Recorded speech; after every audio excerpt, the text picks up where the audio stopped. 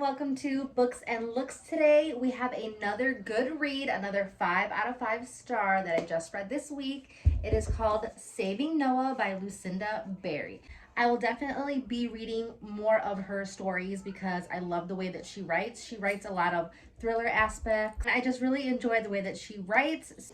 And of course, as always, if you guys don't want to know about spoilers, go ahead and read it on your own time. Don't watch this video, but I'm going to give some good, really key points about this story right here. I do want to start off by saying that this book, definitely read your trigger warnings. It could definitely be a little triggering for some people. It's got definitely some sensitive topics in it.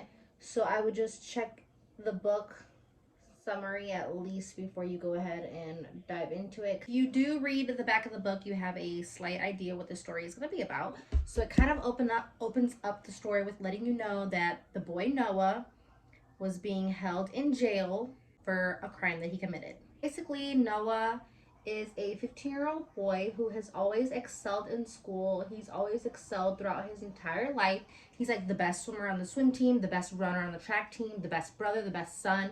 He's just overall like the best child that Adrian could have ever asked for. And she does have a young daughter named Katie as well, who's very young. And Noah decides that he's going to start coaching this Pee-wee team of swimmers so that they can train to become really good swimmers. He's going to handle these 8-year-old kids, teach them how to swim since he's a really good avid swimmer himself. And then you find out very quickly that Noah did SA these girls. So 2 girls that he did this to, and they do explain it to you in the book in a little bit of detail. It's not super graphic, like gory detail, but they do explain it to you in the book a little bit so that you have a genuine idea of the story and how the mom and Noah are feeling. And so basically Noah goes to this treatment facility that can try and kind of help him. So the book opens up with Adrian and her husband Lucas talking about how that Lucas wants nothing to do with his son. He does not want Noah coming back to the house. He wants Noah to stay, and just have kind of like his own life and separate himself from each other. And the mom just does not understand why the dad is having these doubts, why he doesn't want his own son to come into the house. He just, like I said, literally wants nothing to do with Noah. But the mom is willing to move out and move to a separate apartment so that the daughter, Katie, can still come and see her brother and things like that. And they can somewhat still act like they have this normal life. Adrian moves in with her son Noah, and Lucas stays with their daughter Katie in 2 separate houses. So during that time, Adrian is just trying to get Noah's life situated, trying to just give him the life that he had before he did this crime. So Noah goes back to school and he gets bullied and he gets beaten up by a lot of these older kids and these mean kids. The whole time Noah is just like not the kid that he used to be. He's just downcast. He kind of just wants nothing to do with anybody in his life. He doesn't really want to talk to a lot of people anymore. He's just absolutely the exact polar opposite what he was before he decided to do this. So everything seems to kind of just be going well for a little bit here. Like Noah is going to his meetings. His mom's going to the meetings. He's getting really good along with his sister. But the dad just kind of freaks out thinking that Noah is going to do something to his sister, which, is a very sad, very scary thought. But as a parent, he's just kind of preparing all of them for the idea of that. And Noah says that he's not going to do anything to his sister because he absolutely loves his sister and it's nothing like that. And Noah just does seem very remorseful. He tries to reach out to the little girls and he's advised that that's a very bad idea.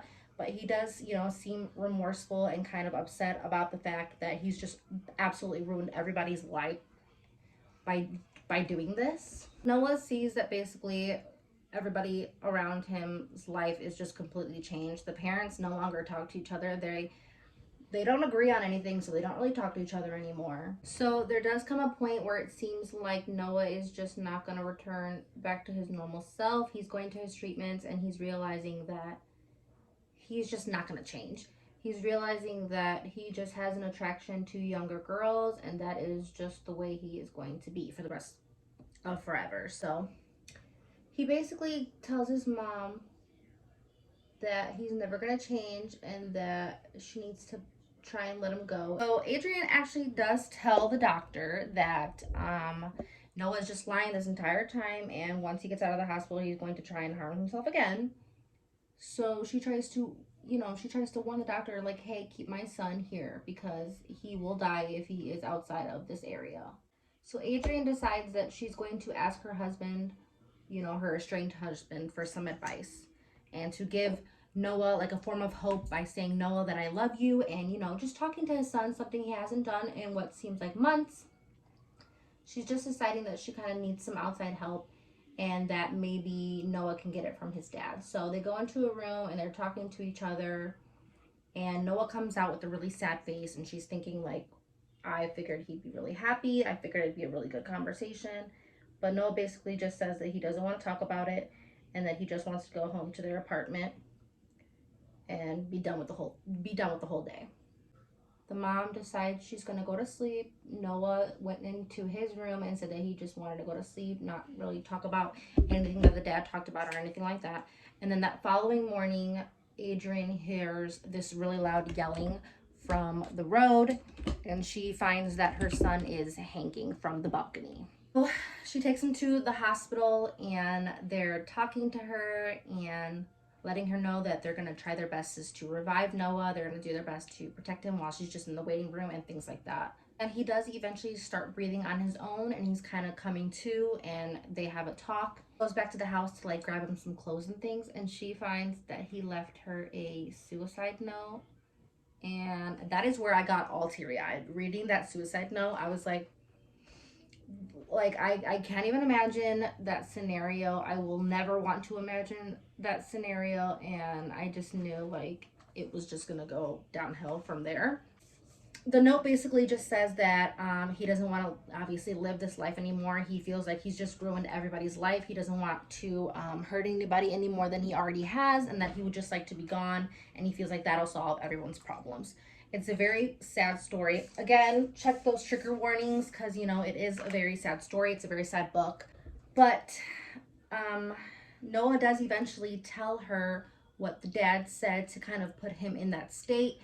And he said that the dad basically told him that he should just run away and that he will help everyone if he just decides to run away and live his own life. And the mom, as she should be, gets extremely, extremely upset because she just asked the dad to give him nice, encouraging words, and instead he did quite the opposite of that.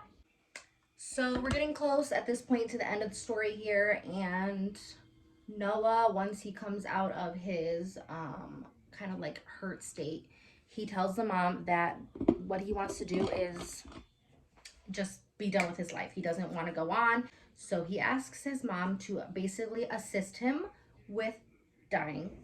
And she doesn't want to do it. And he says, would you do it if I was a cancer patient? What I really enjoyed also about this book is that it just puts you in the place of the mindset of the mom and the mindset of the son. And it just makes you kind of think like, what would you do in a scenario like this? What would you do if you were in the mom's shoes or if you were in Noah's shoes? So I really just enjoyed that as part of the storyline. So the mom being a nurse, she has a little bit of idea about some certain medicines that you could use. And so she tells Noah that she can go grab some sleep medication and act like it's her sleep medication. And Noah starts instantly becoming like a completely different human. He's happier. So the mom gives Noah one more final day of just at peace and his favorite meals, his favorite moments, things like that, leading up to his inevitable passing away. So the book ends exactly, like I said, the way that you would expect it to. The mom assists him, and she's holding him in his bedroom and just letting him kind of go, release, and fall asleep. And it's as incredibly soul-crushing as you would think reading it. It was very sad. I had to close the book a couple times and just kind of like pace myself and think. A very sad book. And just picturing a scenario like that, I absolutely cannot imagine, and my heart goes out to literally anyone that's even had to just process that something like that was going to happen in their life. But then right when you are all sad and devastated about this book, this ending twist here, there is a little bit of a twist, and you come to find out in the last few pages of this book that the reason why the dad, Lucas, was acting so strange, so cut off, didn't want anything to do with his son Noah, is because his dad was also a child molester. his dad saw that Noah was becoming the same thing that he was and wanted nothing to do with him. He felt like he was doing really well. He got married and he started to push his old past in the past and not really worry about it as much until Noah decided to do the same thing. And then all the emotions kind of came up and he just removed himself from that situation altogether. So you just come to find out that that's where Noah, got it from. He got it from his dad, and that's why his dad was so cut off. So I didn't see that ending coming at all. I was absolutely completely shocked. So that made it even more of a page turner for me. If you guys have any books you would love for me to check out and review, please let me know in the comments, and I will see you guys in the next one.